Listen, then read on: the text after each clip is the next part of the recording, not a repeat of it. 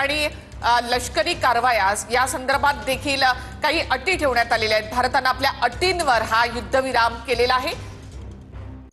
दुपारी 3:35 पाकच्या डीजीएमओचा भारताच्या डीजीएमओना फोन।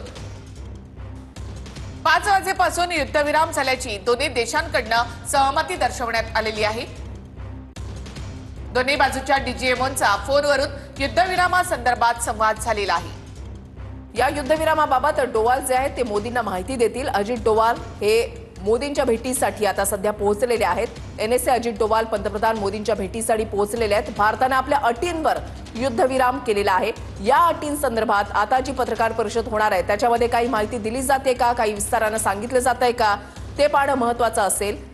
गोळीबार आणि लष्करी कारवाई थांबवण्याबाबत एक सामंजस्य करार केला अशी माहिती एस जयशंकर यांच्याकडून देण्यात आली आहे। युद्धविरामासंदर्भात काँग्रेसची सर्वपक्षीय बैठकीची मागणी आहे। आताच्या घडीची आणखी एक महत्त्वाची बातमी, संसदेचं विशेष अधिवेशन बोलवा अशी मागणी जयराम रमेश यांच्याकडून करण्यात आली आहे। 18 दिवसांच्या घटनाक्रमाची माहिती द्या अशी मागणी जयराम रमेश यांनी केली। काँग्रेसच्या जयराम रमेश यांनी या संदर्भातलं ट्विट केलेलं आहे।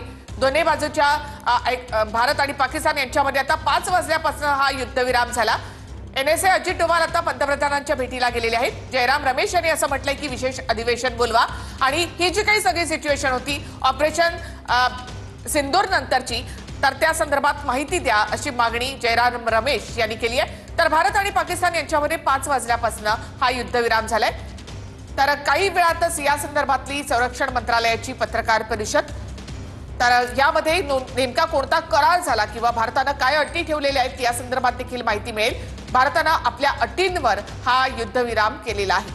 महत्त्वाची बातमी, भारत पाकिस्तानमध्ये युद्धविरामासंदर्भात एकमत झाल्याचं एस जयशंकर यांच्याकडून सुद्धा सांगण्यात आलेलं आहे। दहशतवादाविरोधात भारत कुठलीही तडजोड करणार नाही, एस जयशंकर यांनी ठासून सांगितलंय। गोळीबार आणि लष्करी कारवाई थांबवण्याबाबत एक सामंजस्य करार केला असं त्यांनी म्हटलेलं आहे। भारत पाकिस्तानमध्ये युद्धविरामासंदर्भात एकमत झाल्याचं एस जयशंकर यांच्याकडून सांगण्यात आलेलं आहे। आणि इकडे एनएसए अजित डोवाल हे मोदींच्या भेटीसाठी पोहोचलेले आहेत। दुपारी 3:35 पाकिस्तानच्या डीजीएमओचा भारताच्या डीजीएमओना फोन आला।